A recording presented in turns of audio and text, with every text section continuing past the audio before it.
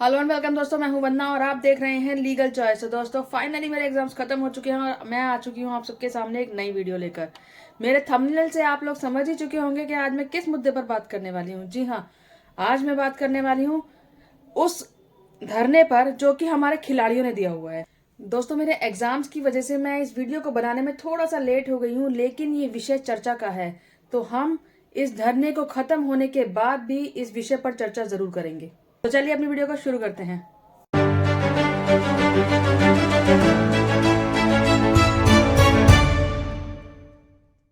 बेटी के सम्मान में भाजपा मैदान में। दोस्तों ये नारा याद है आप सबको? कुछ साल पहले ये नारा भाजपा के द्वारा दिया गया था क्योंकि भाजपा के नेता दयाशंकर की बेटी को रेप की धमकी मिली थी।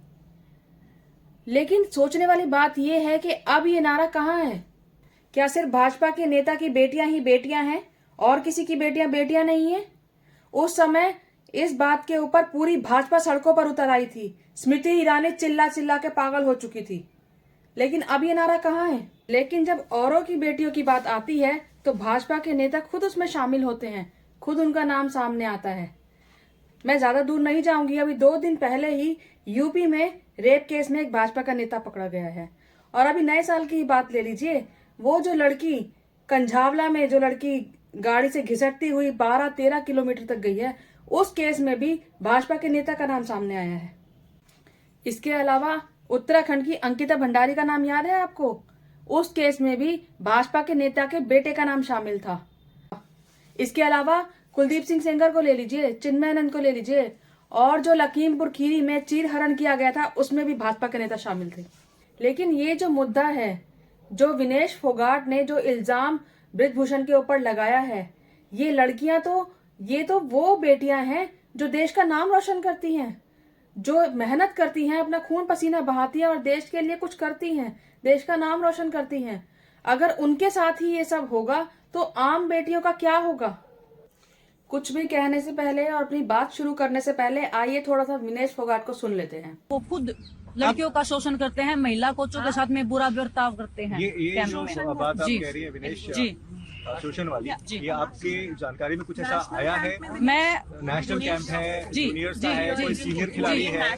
नेशनल कैंप्स में जो कोचेज होते हैं, सभी कोच नहीं है उसमें, लेकिन कुछ कोचेज हैं जो फेडरेशन के खास हैं, जो खुद शोषण करते हैं, महिला कोचों के साथ में गलत व्यवहार करते हैं। उसकी मैंने आवाज उठाई है इस बार, और उसके बावजूद भी वही चीफ कोच नेशनल कैंप में लगाए गए हैं।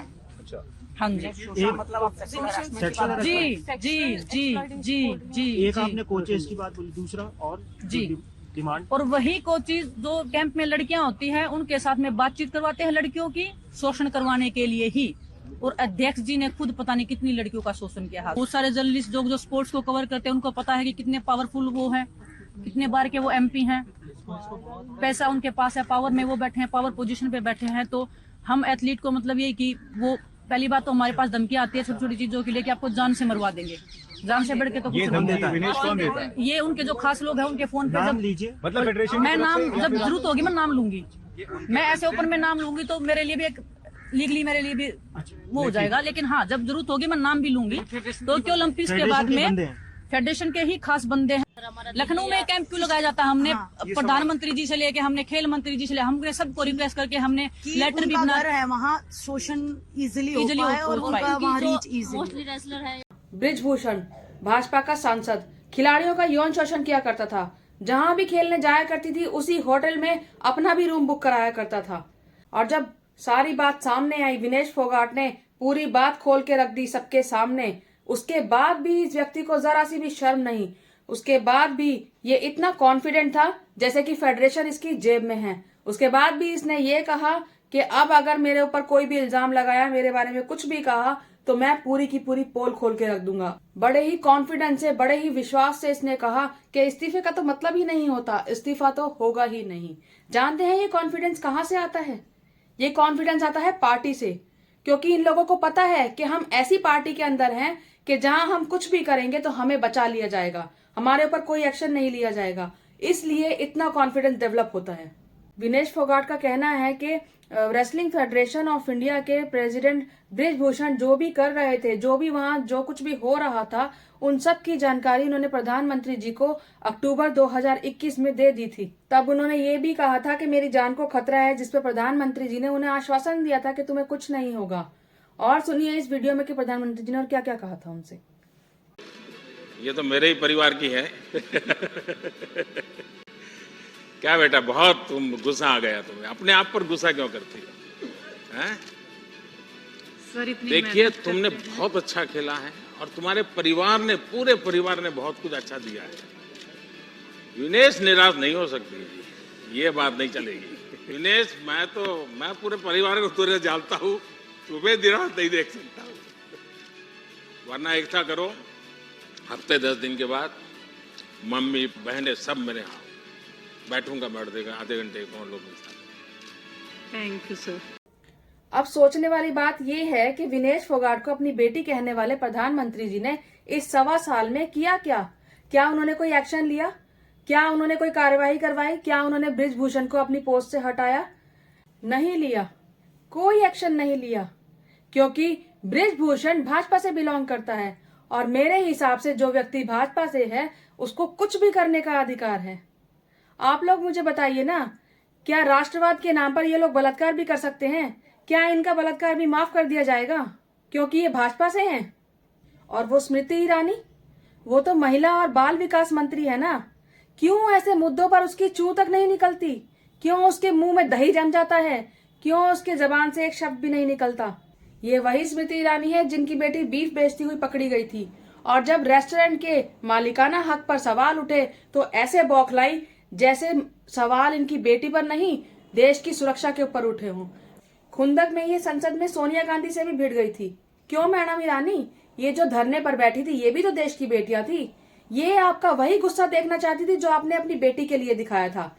यहाँ आपको बताना चाहिए था कि आप जो महिला और बाल विकास मंत्री हैं वो सिर्फ अपनी बेटी के लिए हैं या देश की हर बेटी के लिए है।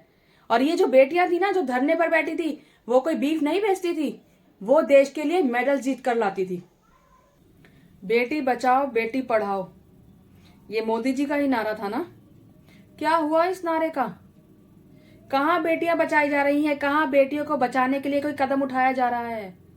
अपने ही नारे का मजाक बना चुकी है भाजपा। सोचिए उन माता पिता के बारे में जिनकी बेटियां ओलंपिक्स में और इन सब स्पोर्ट्स में हिस्सा लेती हैं, खेलती हैं।